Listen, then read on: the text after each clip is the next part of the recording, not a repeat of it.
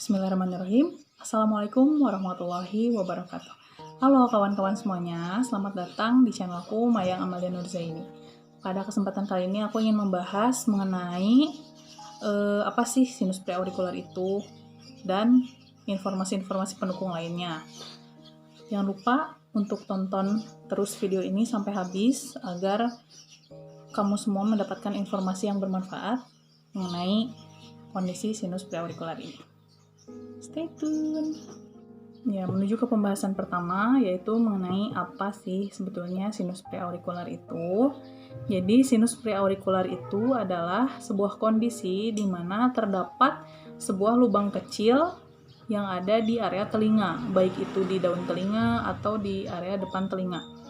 Pertanyaan kedua, mengapa bisa terjadi atau bisa terbentuk sinus preaurikular tersebut? Jawabannya, terdapat dua faktor yang mempengaruhi pembentukan sinus preaurikular tersebut. Yang pertama itu adalah faktor genetik alias keturunan dari orang tuanya, dan yang kedua itu adalah faktor kegagalan pembentukan telinga pada bayi saat masih dalam kandungan. Seperti itu. Kemudian pertanyaan selanjutnya, apakah kondisi ini atau kondisi sinus preaurikular ini berbahaya atau tidak? Nah, jawabannya, kondisi sinus preaurikular ini tidak berbahaya karena sinus preaurikular ini memiliki saluran yang berbeda yang tidak mengganggu fungsi organ yang lain seperti organ pendengaran, penglihatan, dan lain-lain. Jadi sinus preaurikular ini memiliki jalur yang terpisah seperti itu. Tapi bisa jadi mengganggu apabila sinus preaurikular ini terinfeksi bakteri. Seperti itu. Ya, pertanyaan selanjutnya, kenapa sih sinus preaurikular itu bisa terinfeksi? Jawabannya, faktor yang paling mendorong terjadinya infeksi itu adalah karena si penderita sinus preaurikular kurang menjaga kebersihan dari sinus preaurikular tersebut. Misalnya dengan memegang sinus preaurikularnya sembarangan dengan tangan yang kotor, atau mungkin kurang menjaga kebersihan rambut, kerudung, dan lain-lain, benda-benda yang sering bersentuhan langsung dengan sinus preaurikular yang mengakibatkan sinus preaurikularnya itu ditutupi oleh kotoran-kotoran dan akhirnya tertutuplah sinus preaurikular tersebut yang menjadikannya infeksi. Seperti itu. Selanjutnya, apa sih ciri-ciri dari sinus preaurikular yang sudah terinfeksi? Ada beberapa ciri yang bisa dilihat atau mungkin bisa dirasakan oleh para penderita infeksi sinus preaurikular.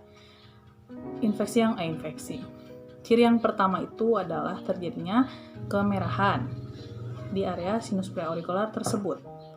Yang kedua itu timbul nyeri di area sinus preaurikular. Yang ketiga, timbulnya atau munculnya sekret yang berlebihan.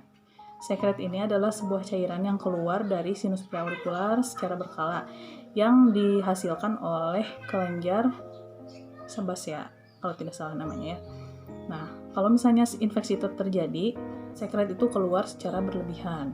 Dan yang terakhir itu adalah terjadinya pembengkakan di area sinus preaurikular yang kebanyakan itu mengandung nanah, darah, dan lain-lainnya. Dan apabila sudah terjadi pembengkakan tersebut, nanti dokter akan memberikan nama diagnosisnya yang berbeda, yaitu dari sinus preaurikular menjadi kista preaurikular atau kista brachialis preaurikular terinfeksi.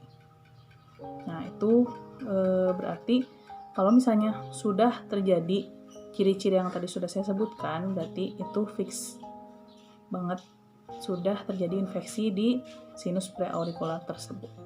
Seperti itu.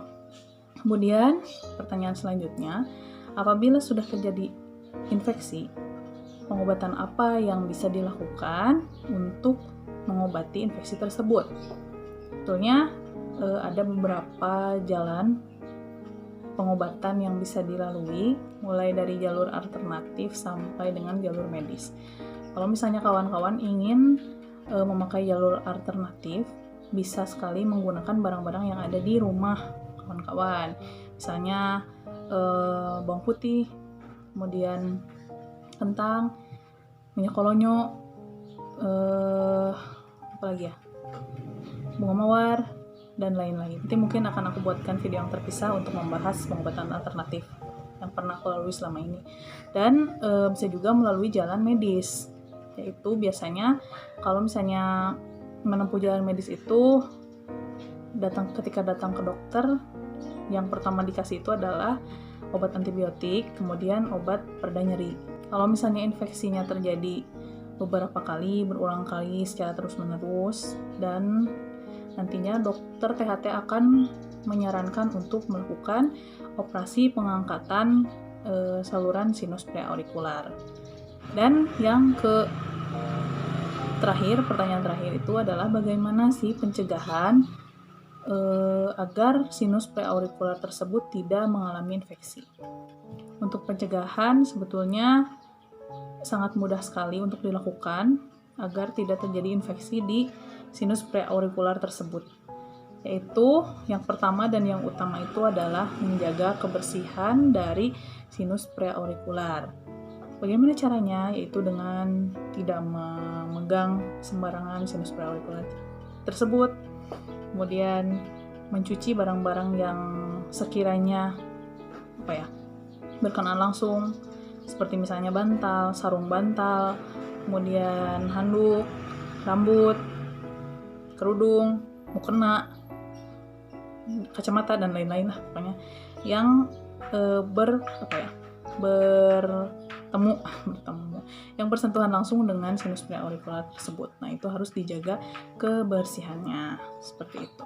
Kemudian mungkin yang terakhir, pesan untuk kawan-kawan yang memiliki sinus preaurikular dan merasakan gejala-gejala yang tadi saya sebutkan, segeralah pergi ke dokter THT untuk menemukan pengobatan yang tepat untuk mengatasi masalah tersebut. Ya, mungkin sekian informasi yang bisa saya sampaikan di video kali ini. Mudah-mudahan bisa bermanfaat untuk kawan-kawan semuanya. Dan untuk kawan-kawan yang memiliki sinus preaurikular, jangan lupa dijaga kebersihannya dan mudah-mudahan bisa sehat terus. Terima kasih. Oh ya, kalau misalnya ada kawan-kawan yang ingin bertanya, silakan isi di kolom komentar. Nanti mungkin akan saya jawab, bisa melalui komentar atau mungkin akan saya bikinkan video agar jawabannya lebih maksimal seperti itu. Oh ya, disclaimer sedikit, segala informasi yang saya sampaikan di video ini merupakan hasil dari pencarian dan pengalaman pribadi saya selama mengidap infeksi atau kista preaurikular terinfeksi ini. Ya, sampai jumpa di video selanjutnya. Terima kasih. Wassalamualaikum warahmatullahi wabarakatuh.